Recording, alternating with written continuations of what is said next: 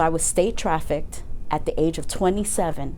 Gigi Phoenix knows what it's like to be a sex slave. As a young adult, she was tricked and forced into that life. And it all started with Phoenix taking a ride with a friend. I ended up in Connecticut, in a wealthy neighborhood. I pulled into a garage of a mansion, and 3 gentlemen came out. And I knew that something was wrong. She had been trafficked, tricked from Harlem to Connecticut, and was only told one thing. It was a brothel, and that I was there to work. Work that meant seeing at least a dozen men. I was told to perform services.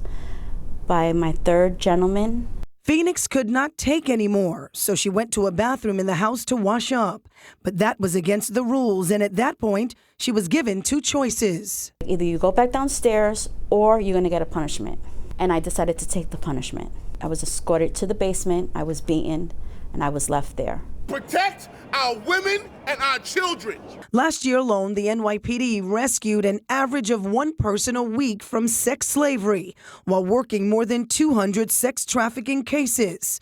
Those are the cases they know about. This community rally, organizers say trafficking is bigger than those numbers and happening more than you can imagine. We're going to be bringing attention. We're going to be hitting all of these parking lots during this holiday season to bring about awareness about this sex trafficking and human trafficking issue. So they turned to this mall parking lot in Brooklyn to warn women and children on what to look out for. Tony Bennett says for her, it was a white van circling her neighborhood. I'm watching them watch me. There's a gentleman in the van, it's a white van, gentleman in the van, young lady in the front snuffed down with a hood on her head, and a young black girl standing up in the middle talking to him.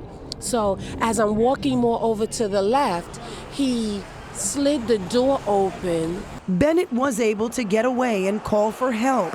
As for Phoenix, she eventually escaped with a few other women. I left naked in the middle of the night. She now uses her own experience to help others. The way that we can prevent it is by speaking about it. It's by supporting survivors and listening to victims. And most importantly, listening and believing our children. I put my life on the line by being defiant, by taking a beating, by taking those women out. We could have been shot or stabbed or chopped up. So important to hear that story there. Phoenix and community advocate Tony Herbert, you saw in the piece, say they will continue to stay vigilant to help women and children. If you need help, there are people out there that will help you. There's a victims hotline. You can call the number you see right there. It's 888-373-7888. In the newsroom, Nicole Johnson, Pix 11 News.